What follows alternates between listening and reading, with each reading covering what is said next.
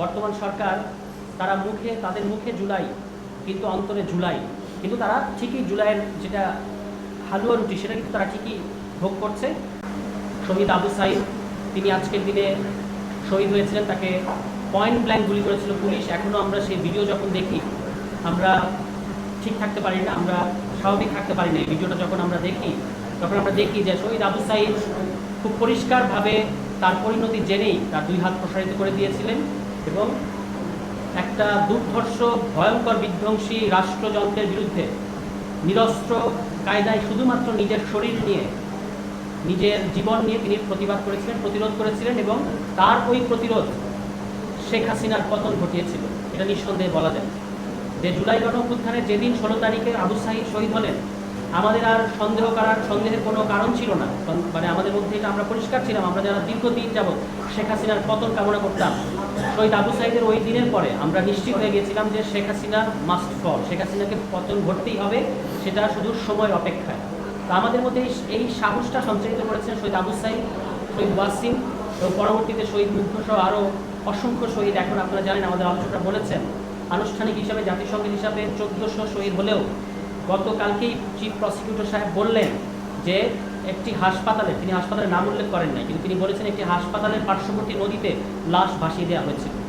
আমরা রায়ের বাজারে এখনও পর্যন্ত গণকবর জানি, যেখানে অনেককে একসাথে সমাধিত করা হয়েছিল, কিন্তু যাদের লাশ নদীতে ভাসিয়ে দেওয়া হয়েছিল সেই সংখ্যাটা কত আমরা কিন্তু জানি না। ফলে জুলাই গণঅভ্যুত্থানে কত অসংখ্য নাম না জানা মানুষের রক্তের বিনিময়ে আমাদের আজকের এই বাংলাদেশ, এটা কিন্তু আমরা এখনো পর্যন্ত সঠিক হিসাবটা জানি না। 2 বছর হয়ে গেছে জুলাই গণঅভ্যুত্থানে, এর মধ্যে অনেক ঘাত প্রতিঘাত, অনেক ঘটনা ঘটেছে। এনসিপি রাজনৈতিক দল হিসেবে আত্মপ্রকাশ করেছে।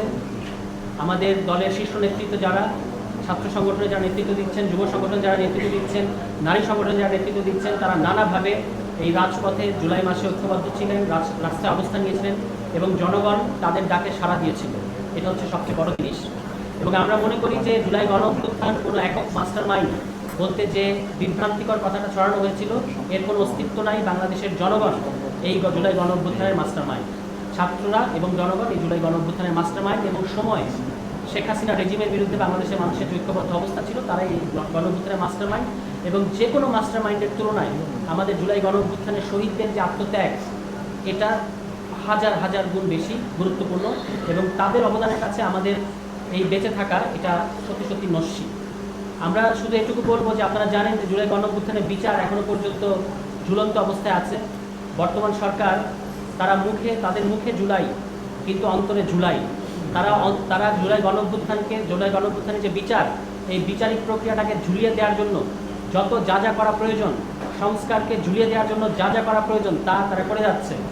এবং ওই যে বলা হয় যে জাস্টিস ডিলেড, জাস্টিস ডিনাইড, একইভাবে রিফর্ম ডিলেড, রিফর্ম ডিনাইড। আমরা দেখতে পাচ্ছি যে তারা রিফর্ম সংস্কার, যেটা গণতান্ত্রিক সংস্কার, যেটা রক্তের মধ্য দিয়ে আমরা যার ন্যায্যতা প্রতিষ্ঠিত করেছি, সেই রিফর্মকে ঝুলিয়ে দেওয়ার মধ্য দিয়ে আসলে রিফর্মকে অস্বীকার করে যাচ্ছে। একইভাবে বিচারিক প্রক্রিয়াকে টেলিভিশন টক শোতে এসে প্রকাশ্যে বলেছেন যে জুলাই 5 আগস্ট বলতে কিছু নয়, এটা হচ্ছে ইউনূস সাহেবের নাকি একটা মেটিকুলাস ডিজাইন।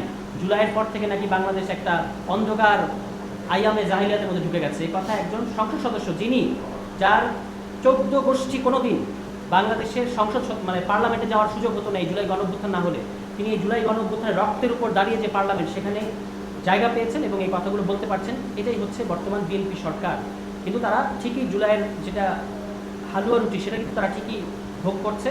জুলাইয়ের যেটা দায়, সেটা তারা কোনোভাবেই মানে পালন করছে না। এটা আমরা তাদেরকে বারবার বলেছি যে আপনারা জানেন যে সমস্ত গণভোটকে অগ্রাহ্য করে, গণভোটের রায়কে অগ্রাহ্য করে তারা এখন একটা প্রহসনের সংসদীয় কমিটি করতে যাচ্ছে, সংশোধনী কমিটি করতে যাচ্ছে, আওয়ামী লীগের মতো, যেটা আওয়ামী লীগ পঞ্চায়েত সংশোধনী বাতিল করার আগে করেছিল, সেরকম একটা সংশোধনী করতে যাচ্ছে। অথচ বাংলাদেশের জনগণ যে গণভোট কিংবা জুলাই সংস্কারের পক্ষে, এই সংস্কারমুখী জনগণের ভোটটা নিজেদের দিকে ভাগানোর জন্য তারা তখন গণভোটে হ্যাঁ দিতে বলেছিল। জনাব তারেক রহমানকে এই প্রতারণার দায় নিতে হবে। আপনি হ্যাঁ ভোটে আহ্বান জানিয়েছিলেন, আজকে আপনার দলের ভেতরে যারা প্রো আওয়ামী লীগ, যারা প্রো ইন্ডিয়ান এবং যারা জুলাই গণঅভ্যুত্থান বিরোধী, তাদের কুমন্ত্রণায় আপনি গণভোটের বিরুদ্ধে অবস্থান নিয়েছেন। শুধু মিষ্টি কথায় আপনি জুলাইয়ের যে মানুষের যে আত্মত্যাগ, সেটাকে কিন্তু সেটা করে জাস্টিস করতে পারবেন না। সর্বশেষ একটা কথা বলি যে পলাতক দণ্ডপ্রাপ্ত আসামি শেখ হাসিনা বিভিন্ন আন্তর্জাতিক পত্রিকায় এগুলো ঘোস্ট রাইটিং কিনা সেটা নিয়ে আমাদের সন্দেহ আছে, কারণ তার তো আমরা কোনো ভিডিও কিংবা অডিও শুনতে পাই নাই। যাই হোক, সেখানে তিনি বলেছেন যে তিনি নাকি আত্মসমর্পণ করবেন ডিসেম্বরে। এক নম্বর কথা হচ্ছে আত্মসমর্পণ করার জন্য ডিসেম্বর অতি ভালো মাস, কিন্তু আরেকটা বিষয় হচ্ছে যে তিনি আত্মসমর্পণ করবেন কিনা এটা কিন্তু তার হাতে নাই। এটা দুইটা সরকারের উপর নির্ভর করছে। ভারত সরকার যতই টালবাহানা করুক, তারা কোনোভাবেই শেখ হাসিনাকে দালাই লামা বানাতে পারবেন না। তাদেরকে বাংলাদেশের কাছে এই পলাতক দণ্ডপ্রাপ্ত আসামিকে বন্দি প্রত্যর্পণ যে চুক্তি আছে সেই চুক্তির আওতায় এই আসামিকে হস্তান্তর করতে হবে, এবং বাংলাদেশে তিনি পা দেয়া মাত্রই, এয়ারপোর্টে আসা মাত্রই তাকে গ্রেফতার করা হবে এবং তার ফাঁসির রায় কার্যকর করা হবে। সুতরাং এটা ইন্ডিয়ান রাষ্ট্র বাংলাদেশের কাছে শেখ হাসিনাকে হস্তান্তর করবেন, এটা শেখ হাসিনার ইচ্ছার উপর নির্ভর করছে না যে তিনি কবে আত্মসমর্পণ করবেন। এ সমস্ত কথা বলে যাদেরকে তারা বিপদে রেখে দেশ থেকে পালিয়েছে, অর্থাৎ তাদের দলীয় অবুঝ কিছু নেতাকর্মী যারা এখনো ভোর 6টার সময়ে জনশূন্য রাস্তায় একটা জঙ্গিদের মতো মুখোশ করে জয় বাংলা স্লোগান দিয়ে ব্যানার রেখে দৌড় দিয়ে পালায়, তাদেরকে আশ্বস্ত করার জন্য তারা মাঝে মাঝে এই ধরনের কথা বলেন, কিন্তু তারা নিজেরাও জানেন যে তারা তাদের দল এই বিপুল সংখ্যক নেতাকর্মীদেরকে এই বাংলাদেশে কিন্তু অনিরাপদ করে রেখেছেন। এটা হচ্ছে আমাদের উদারতা, এটা হচ্ছে গণ অভ্যুত্থানের বাংলাদেশের উদারতা যে আওয়ামী লীগের এই নেতাকর্মীদেরকে আমরা একটা ফুলের টোকাও দেই না, কিন্তু তারা কিন্তু এখনো বিভিন্ন জায়গা থেকে চোরাগোপ্তাভাবে সুযোগ পেলেই জুলাই গণ অভ্যুত্থানে অংশ নেওয়া বিভিন্ন ছাত্রদের কিংবা জনগণের উপরে হামলা করছে, বাড়িতে হামলা করছে, রাস্তায় ফেলে হেনস্থা করছে। তারা বলছে আমাদেরকে তারা জুলাই। ফলে ওই যে ফিলিস্তিনি বিপ্লবী কবি হাসান কানাফানি যেটা বলেছিলেন যে ওই তলোয়ারের সাথে আমাদের গর্দানের কোনো কথা হইতে পারে না, কোনো ঐক্য হতে পারে না। একইভাবে এই ফ্যাসিস্ট আওয়ামী লীগ যারা গণহত্যা ঘটিয়েছে এবং যারা আবারও বাংলাদেশে গণহত্যা ঘটাতে চায়, আমাদেরকে হুমকি দিচ্ছে, তাদের সাথে আমাদের কোনো ধরনের রিকনসিলিয়েশন এটা সম্ভব না।